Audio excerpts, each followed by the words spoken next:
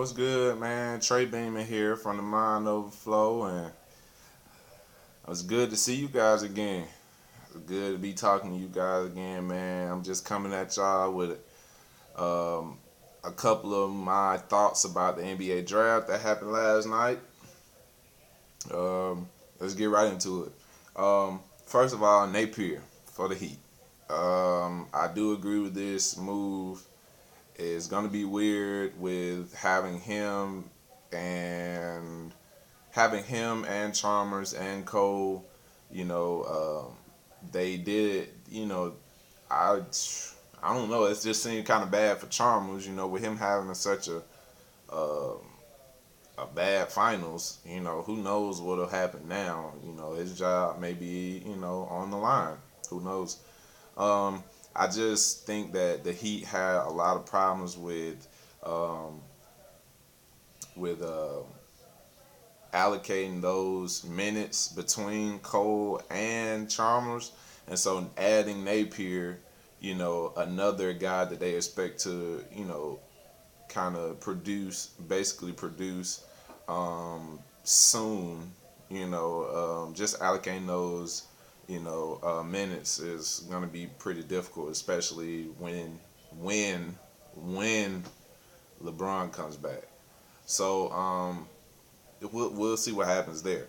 Um, man, McDermott to Chicago. I really like this pick only because, and really it was a trade, that happened. But with McDermott to Chicago, I really like that. McDermott's a high volume scorer.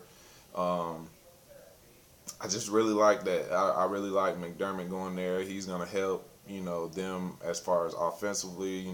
When we know that the Bulls, in seasons before had problems with scoring the ball late in games. Having offensive go tos late in the game.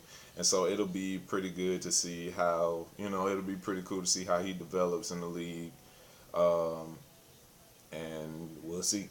Especially if Melo comes, which I'm thinking that Melo is going to Houston. Who knows? But I don't really care, to be totally honest. I don't care where Melo goes. I'm going to have to see him play there before I just jump. And I'm not going to jump on the bandwagon. But I'm just going to have to see him play before I become, really in tune with, whatever he's doing. I'm not a Melo fan. It's not that I hate Melo. I mean, he's not as good as he's very overrated to me. But that's beside the point. Ron McDermott, I think that's a good pickup for Chicago, and so we'll see what happens with that. By the way, I'm not going in any kind of order. These are just my looks. What I think of my picks of the draft. You have your own picks. These are picks that I wanted to talk about. So I just letting y'all know that. Paying for the Hawks. I'm a Hawks fan to the day I die. Go Hawks, rise up. Um, this pick, I just don't know. Only reason I don't is because we picked a guy that we already have basically. Mike Scott has really come along this season and developed very well, and I just feel like we already have that kind of player in not only Mike Scott but Millsap. Horford's an offensive kind of guy. He plays defense, but he gets his offense in. He's just kind of a all around player as far as the big position goes. But he's another 6'9", 6'10" guy that we already have, and we just need like a beefy defensive big. That's what we need. We need someone that's gonna just sit in the middle and do nothing but be a defensive threat. We need a Perkins, and I hate saying that because I absolutely hate Perkins. But we need a player like Perkins to just be able to be there for defense, be able to be there for, just being away, basically. That's what we need, a guy that can, you know, we already got offensive weapons. We don't need no more offensive weapons, man. All we need is a guy that's going to do the dirty work. And we didn't pick that in pain. Not saying that he can't play defense, not saying that he won't be a defensive player. If we can get some defense out of him, if he could be a defensive player, then we have a good pick. Not really. But, if he can contribute on defense, then that'll be pretty good for us. That'll actually, our pick will actually work out. Wiggins to the Cavs. Obviously, good pick for the Cavs. The struggling Cavs. Um, the Cavs. The Cavs. I don't really know what to say about the Cavs because they're not on the brink. They're not a team where I just think like, oh well, they need this piece and they'll be okay. Like no, I don't think so. It's gonna take a while for the Cavs, but we'll see what happens. Wiggins is a good pick for them. He's gonna be a player that can run the floor. He's not gonna be that takeover player. Just hopefully he's not gonna be like their pick last year, Anthony. Was it Anthony? Not Anthony. Yeah. Dang, what was his name? Uh, yeah, whatever his name was. That's how irrelevant he was of a pick. He got injured, and then he was just. I just hated that guy. Like they made him so good on 2K. Like that, he was amazing on 2K, but did nothing in real life. Nothing, nothing, not a thing. All right, but Wiggins, we'll see what happens. Smart to the Celtics. Um, with Rondo already there and Bradley, and I don't know. I guess he'll just be another guard, but they already have bigs, that they are committed to, but I just don't. I don't know. I don't know about. I don't know. I'm gonna just say that. We'll see. Um, Randall to the Lakers. Pretty good pickup. They need people. They need people to produce out there. So, a friend of mine says I'm a Lakers hater, and no, I'm not a Lakers hater. I just know that I just hate when it's always like, go Lakers, man. Kobe this, Kobe that, and they had a really, really awful season. They really have, but every time like it was during like on Twitter, it's the Miami Heat and the Spurs are playing, and all you see is yeah, man, Kobe this, Kobe that, Lakers this, Lake Show, Lake, Lake Nation, Laker Nation, but your team is nowhere near was nowhere near the playoffs, like so that's beside the point. Randall, we'll see if that's a good pickup or not. They need players out there to produce, so we'll see how that goes. Jabari Parker, big pickup for the Bucks. Hopefully they use him right. Hopefully he develops and becomes a pretty outstanding player in the NBA. He has the talent. He has he has the talent to do it. Let's see if it actually happens. He's a young guy though, and that's my only thing about it. But I'll get into that later. Clint Anthony about early got picked by the Knicks, which is a good pickup for the Knicks. They just need players to be able to come in and play and see where things go. With Derek Fisher. I think that Derek Fisher could be a good coach. I think he would be. I think it'll be a situation of Jason Kidd, but I don't think he'll be a Jason Kidd. I just think that players that become coaches, immediately after their, playing is over, I don't think they get a good enough, reception. I think that they get the bad end of a lot of jokes. And what people have to understand is a coach is a coach. You know, their players have to do the work. Yes, they have to become a great coach. You know, they have to be able to draw up and stuff like that. But at the same time, players get it done on the floor, regardless of a coach. So, I think that coaches get a bad end. And, hopefully, things will be good out there for the Knicks, with him, with Derek Fisher. But back to early, I think that's a big pickup. OKC with Mitch McGary. I think that Mitch McGary is a Collison in my eyes. A Nick Collison.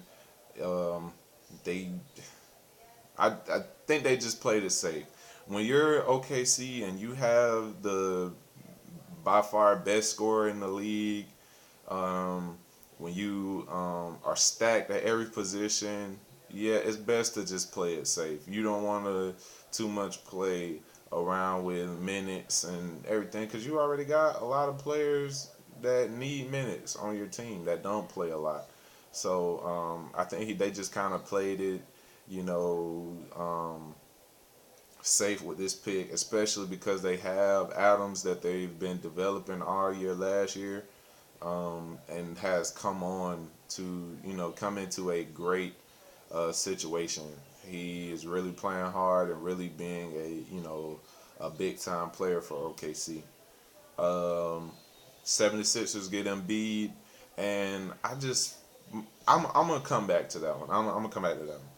Cal Anderson goes to the Spurs, a real Spurs kind of guy. He's been compared to Boris Diaw already, and that is a good pickup for the Spurs. Another kind of big guy that can just that can move and can be a good player for post Tim Duncan. And the Jazz get Exum. I don't know how to feel about Exum, because he's going to a Jazz team that just hasn't done well with rookie point guards. Trey Burke. I ain't heard nothing about Trey Burke for a while. And he was supposed to be awesome coming out of Michigan. And I ain't heard nothing about Trey Burke all year. So, and of course Trey Burke got injured and everything like that. But, you know, who knows? Who knows what happens? Um, but back to Embiid and the 76ers. I feel bad for the 76ers only because they can't catch a break. They cannot catch a break. They just keep they drive players and they get injured and they just cannot get a break. They can't catch a break. They just can't.